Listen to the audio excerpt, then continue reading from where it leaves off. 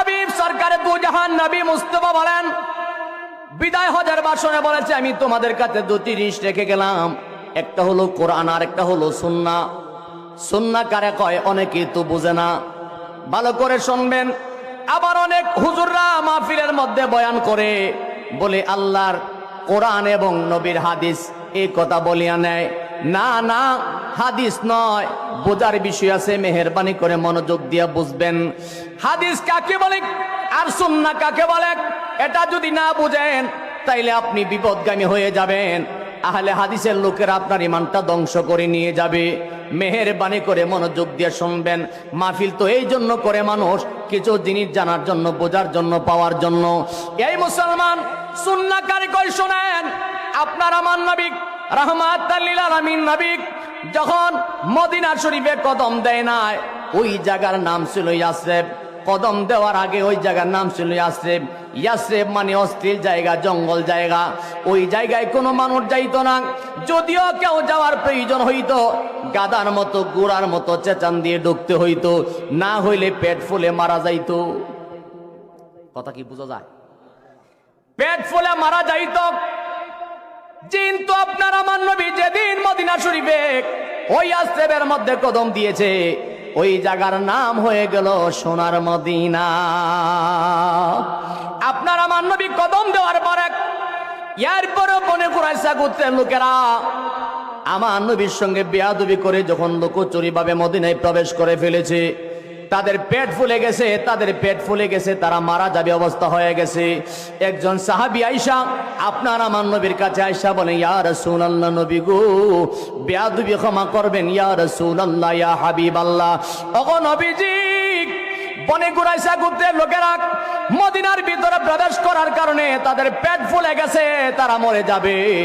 হুজুর, এখন কি করা যায়? তারা তো সাহায্য চায়। আপনার আমার নবী ডাক্কা বলে, সাহাবীরে, আমার যে সৎকার উটগুলি আছে, ওই সৎকার উটের প্রস্রাব এবং দুধ মিশ্রিত করে খাওয়ায় দাও, দেখবা সাথে সাথে ভালো হইয়া গেছে। আওয়াজে বোঝা যা মনোযোগ নাই। আমার নবীজি বলছে, আমার যে সৎকার উট আছে, ওই উটের প্রস্রাব এবং দুধ মিশিয়ে খাওয়াই দাও, ভালো হয়ে যাবে। আমি সুন্নাহ বোঝাবার জন্য হাদিসটা টানছি। আমি আরো দুইটা হাদিস বলবো, তারপর আমার মূল আলোচনায় যাব। আপনাদের কষ্ট হবে? সুন্নাহটা বুঝেন আগে। সুন্নাহ কারে কয়? আপনার আমার নবী বলেন, ওই উটের প্রস্রাব এবং দুধ মিশিয়ে খাওয়াই দাও, ভালো হয়ে যাবে। সাহাবী কেরাম যাইয়া ওই সৎকার উটের দুধ দহন করে প্রস্রাব মিশিয়ে খাওয়াই দিছে, সবার পেট ভালো হয়ে গেছে। ভালো হওয়ার সাথে সাথে নিমক হারাম কারে কয়? বেঈমান মুনাফিক কারে কয়? তারা এমন মুনাফিকি করেছে রে মুসলমান, কি বুঝাইতাম? আমার নবীর সৎকার উটের যিনি রাখাল ছিল, আমার নবীর উটগুলি যিনি লালন পালন করত, ওই বনে কুরাইশা গোত্রের লোকেরা আমার নবীর আশেক প্রেমিকটারে ধরে নিয়ে গেছে, নদীর পানি নিয়ে তারে মারতে মারতে মারতে মারতে এমন মার মারছে, একেবারে তারে জবাই করে টুকরা টুকরা করে দিয়েছে। একবার শক্তি থাকলে জোরে বলেন না নাউজুবিল্লাহ। আমার নবীর সরল সাহাবীটাকে টুকরা টুকরা করে দিয়েছেন। এক সাহাবী দৌড়ে আমার নবীর কাছে আসা বলে, ইয়া রাসূলুল্লাহ, নবী গো, ইয়া রাসূলুল্লাহ, ইয়া হাবিবাল্লাহ, মন দুঃখের খবর নিয়ে এসেছি। আমার নবী বলে, সাহাবীরে কি শুনাইতে চাও? ওই সাহাবী বলে, হুজুর, যেই লোকদেরকে আপনি কিছুক্ষণ আগে ভালো করে দিয়েছেন, ওই লোকেরা আপনার ওই উটের রাখালটারে ধরে নিয়ে তারা মেরে টুকরা টুকরা করে ফেলেছে। সেদিন আপনার আমার নবী অন্তরের মধ্যে বড় ব্যথা পেয়েছিলেন। 2 ফোঁটা চোখের পানি গড় গড় করেছে। আপনার আমার নবী কেঁদেছিলেন।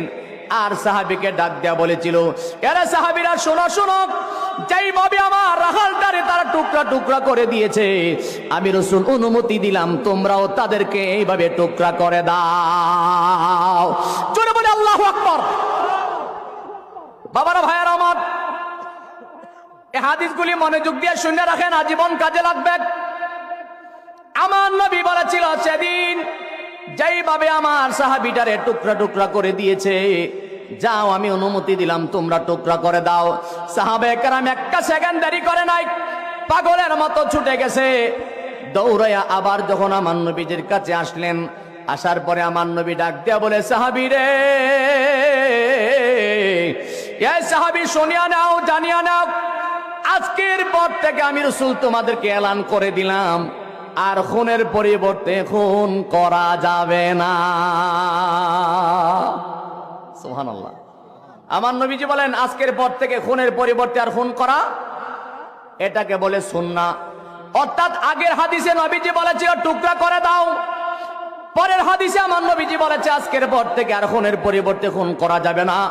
ওই আগের হাদিস দ্বারা পরের হাদিস দ্বারা আগের হাদিস রহিত হয়ে গেছে, এটাকে বলে সুন্নাহ। জোরে বলেন না সুবহানাল্লাহ।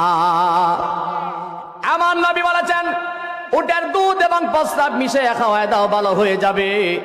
দেওয়ার সাথে সাথে ভালো হয়ে গেছে। আমার নবী পরে জানাই দিলেন সাহাবীরা শোনো, সাবধান করে দিলাম, ওটের প্রস্রাব খাওয়া তো দূরের কথা, দ্বারে কাছেও যাওয়া যাবে না, এমনকি জামাই লাগলে জামাই নামাজ পর্যন্ত হবে না। জোরে বলেন না সুবহানাল্লাহ। এটাকে বলে সুন্নাহ। আপনারা কি বুঝতেছেন?